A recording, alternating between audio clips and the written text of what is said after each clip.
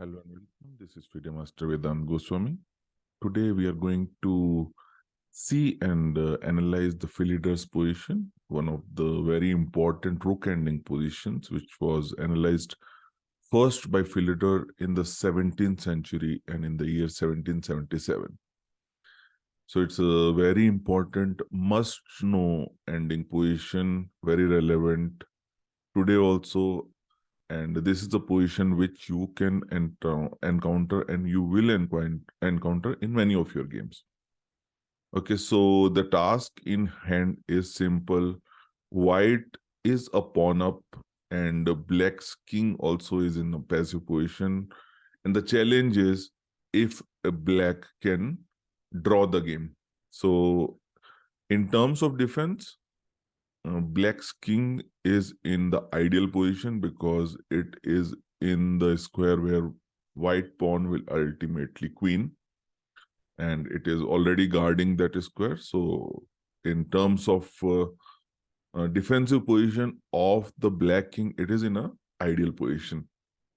But the black rook is kind of very passive and it is about to be kind of fogged. So if the rook drops here and you basically lose, right? But before we jump right into the solution, we should kind of play around with the position a bit to understand what are the challenges that it presents. So let us say, and this is based on my experience of sharing this position with various students. So the first try usually is, let us say, rook h5 is stopping the pawn from moving, but unfortunately that fails to king d6. And if you check again, the pawn again moves, and now the position is lost because you are about to be checkmated. And if black wants to survive even for a move, he has to basically go away. And then the king is pushed away from its ideal defensive position, and the game is a win for white. So let us say this pin doesn't work because I can kick the king away. And once the king goes away, let us say I can put the king down and promote to a queen. So this is not working, obviously. So yeah, so the pinning of pawn doesn't work. So another try is that you can take the rook to the last line and hope to check the king forever. So let us say in this position, king goes here, the rook goes here, and king e6. Now, again, the problem is I'm about to kind of do a checkmate or convert this into a winning ending. So let us say you make a waiting move, you give a check. The only move is this, capture, capture, and this is a winning position because the king controls the queening squares. So this is also not working. And this can lose in another way also because, so let us say, uh, if the rook comes here, defending from this side, the white rook can swing over to the other side. And now again, the position is lost because this checkmate cannot be prevented.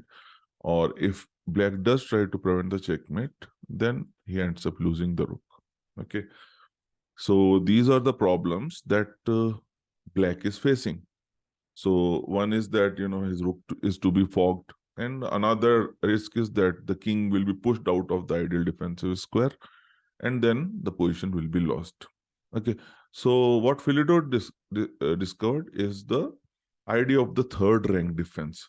So if we go back in the analysis a bit and see this variation where the rook dropped down and with the idea of checking the king, we see that the king is able to hide in front of the pawn, right? So the pawn is still on the fifth rank and the king is able to hide. So the perpetual check idea kind of is not possible. So what Philidor discovered is that the brilliant move rook h6 actually holds the game immediately, because what it does, it doesn't allow the white king to come to the front.